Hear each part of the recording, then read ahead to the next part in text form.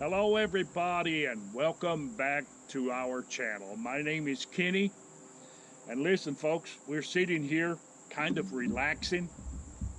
It's a great time to relax. It's actually a partly sunny day here. It's probably about 75, 78 degrees, and it's partly sunny like I said, but it feels pretty good. There's not a lot of humidity. And today, most of the times you are used to me maybe saying, you hang around and we're going to show you what we're going to do. But listen, today, folks, I'm not going to be doing anything, but I'm going to be doing something, but it's actually, I'm going to be running my mouth, okay? I'm going to be running my mouth. But I want to talk to you just a little bit, and hopefully some of you may be able to comprehend, and at least I hope a lot of you will be able to comprehend what that I'm going to say to you. Listen, you know this, you've seen some of my videos, and you know that I love four-wheelers.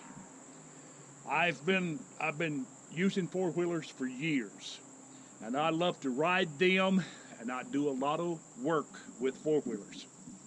And they can be a useful tool, or they can be a deadly weapon if used in the wrong way.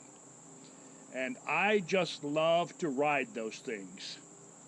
They are a great machine and can be very beneficial if you use them in the right way.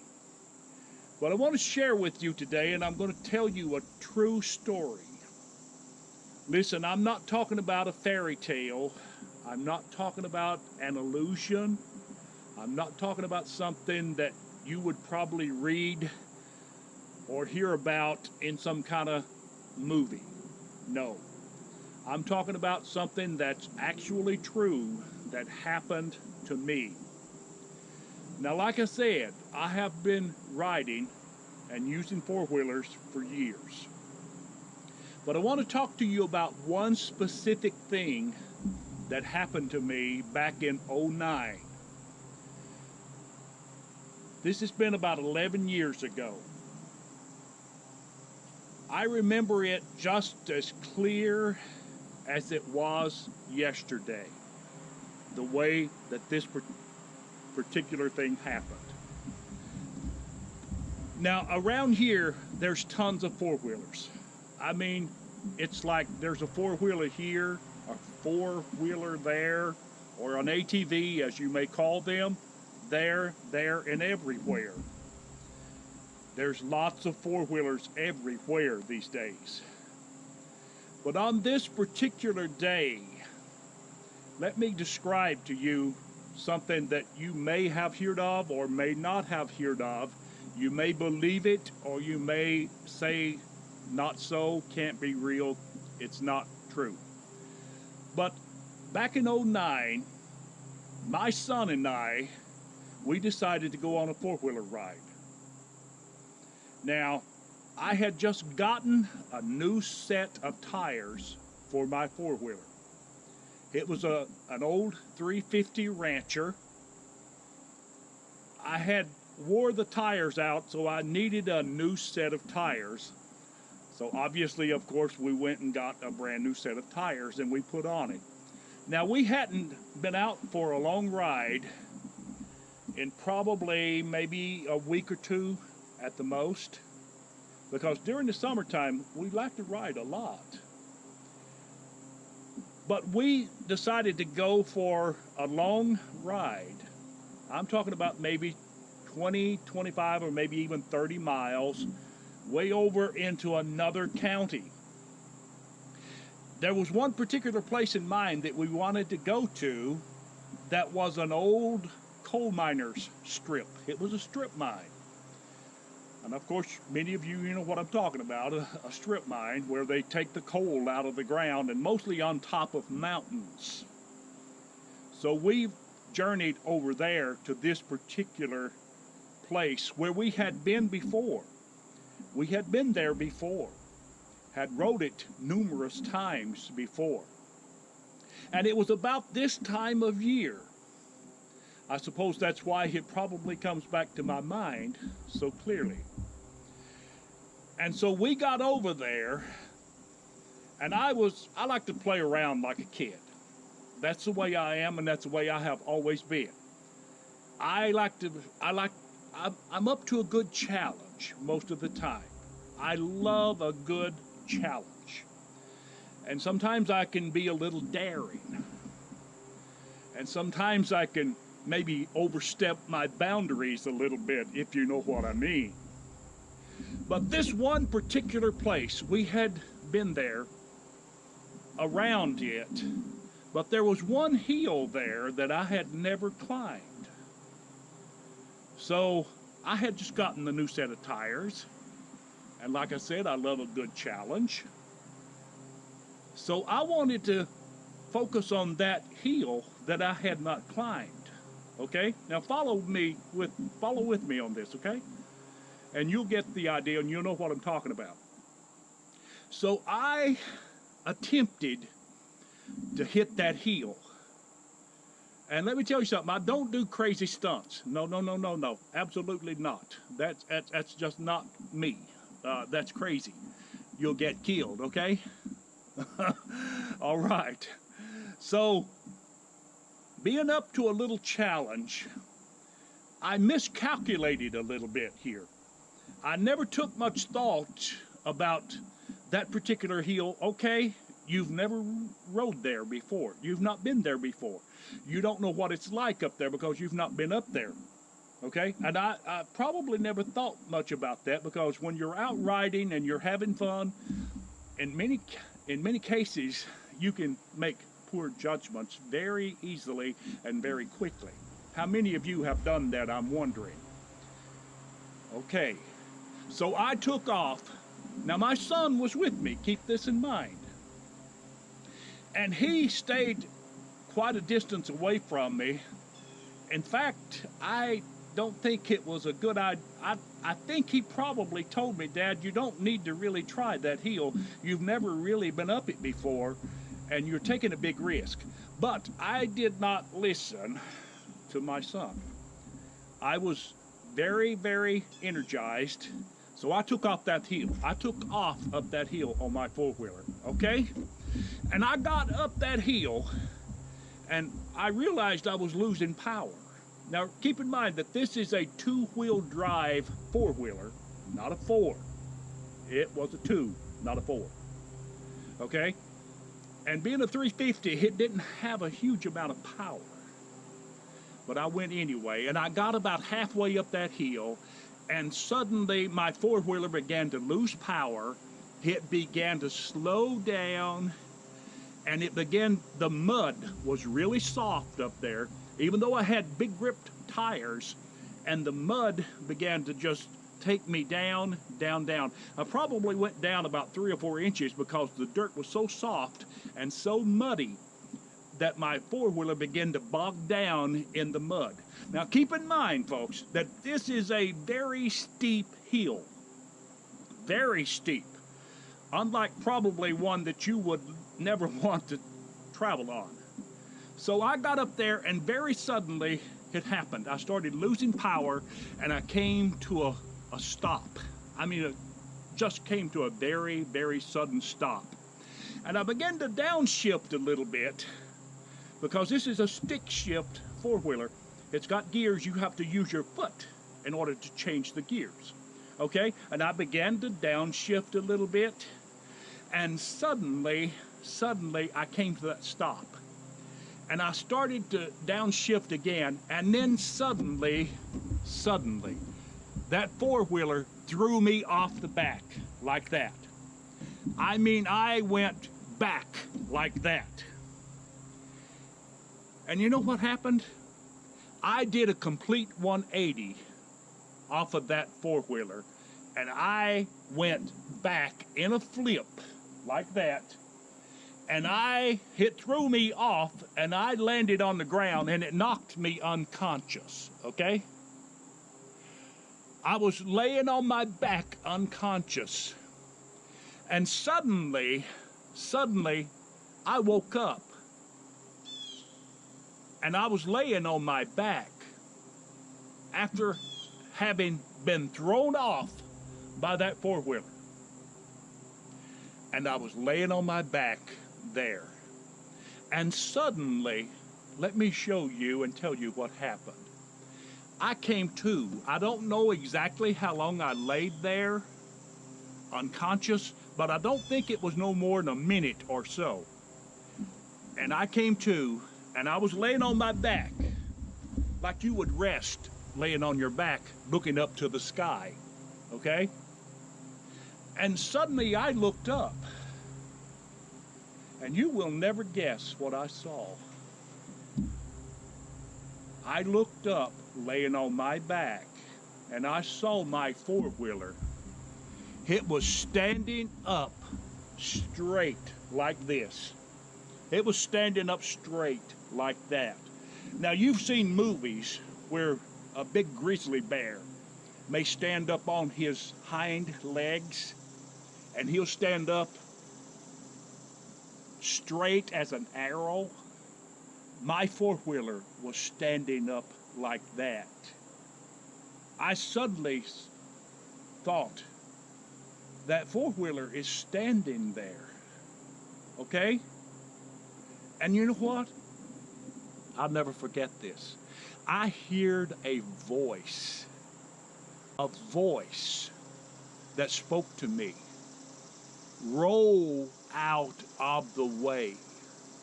That voice said to me, roll out of the way. So I never questioned anything about the voice. I just literally obeyed the voice, and I began to spin like that. You've seen a kid lay down on the ground and begin to spin.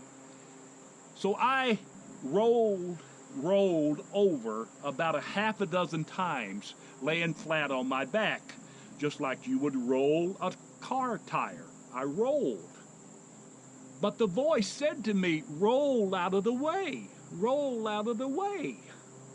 And so I rolled out of the way. And I looked up again when I got over about 6 rolls, somewhere in that vicinity, about 6 rolls. And I could still see that four-wheeler standing there, standing straight up like that. And suddenly, when I was out of the way, that four-wheeler came by me, zoom. It sounded like a hurricane or a freight train. It went right by me with a force that was so powerful I'll never forget it. I can still see that standing there, but the moment I got out of the way, it went by me like a freight train, and I could feel the breeze. It was going so fast, and the motor of it was still running. The motor was still running. Now listen, you may agree to this, that about 90 to 95% of accidents that involve an ATV, their victim is crushed. When the four-wheeler comes back on them like it did me, it comes back that way, and their body is crushed underneath that four-wheeler, because most of them weigh 4, 5, 6, even 1,000 pounds. The pressure and the force from that four-wheeler, when it comes back on them, they die because it crushes them to death. But I hear that voice that said, you roll out of the way. And when you get out of the way, that four-wheeler was let go. I have a witness to this, folks. Many of you will say, well, what was holding that four-wheeler up? Four-wheelers, folks, they don't have a brain except for an electrical brain. They don't have a thinking mind like you and I have. So what was holding that four-wheeler up? What was keeping it from falling back on me and like that, literally squish me? You know what I think it was? I'll tell you what I believe it was and what I know it was. God had sent his angel. God had sent his angel, and he held that four-wheeler up until I got out of the way. That is the only logical explanation as to how that four-wheeler could stand there on its own.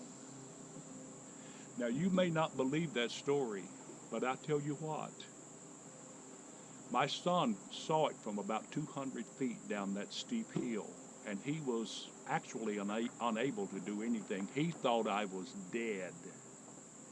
He thought I was dead.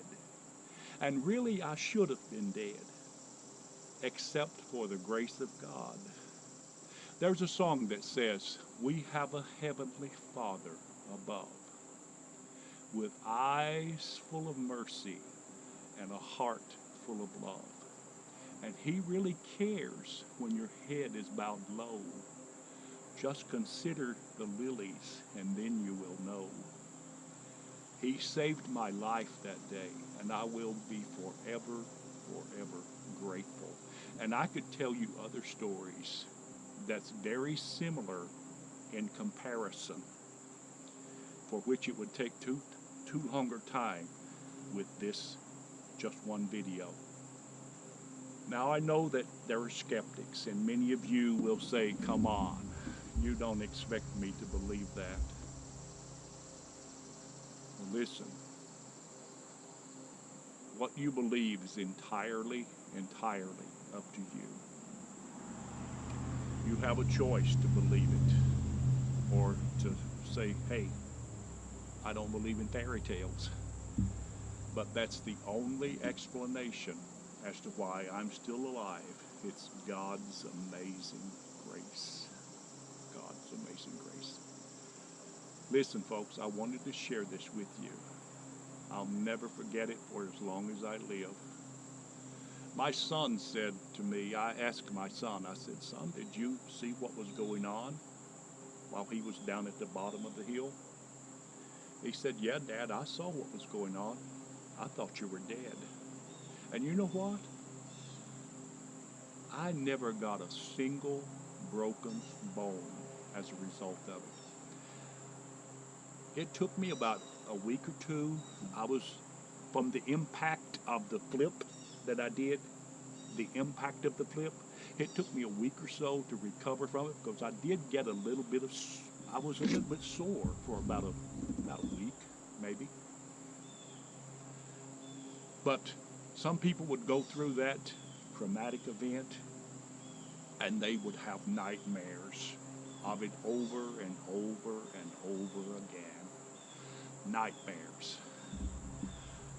I've never had one single nightmare because of that incident. I've never had one single nightmare. Folks, I'm telling you, things like that will happen, and they have happened, and they will continue to happen.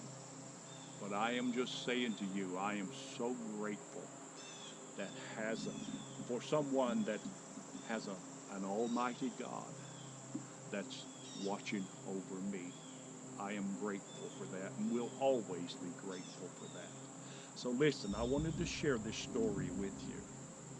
This is a true story. It's not a fairy tale. It's not something I imagined. It's the real thing. I've got a witness that can prove that as well. I just wanted to share it with you, and I hope it is something that would lift you up and encourage you. Because if I can't say something that would encourage you and help you, then I certainly wouldn't want to even attempt to say something that would harm you or make you feel bad or to criticize you or bash you in any form, fashion whatsoever. That's not the way that I do things. But I've enjoyed bringing this to you. And very few people I have shared this with. But I felt that it was the right time to share it with you. So if you like this, and you like some of the other videos that we are bringing to you, go ahead and give us a thumbs up. Go ahead and click that like button for us. And while you're at it, subscribe to the channels.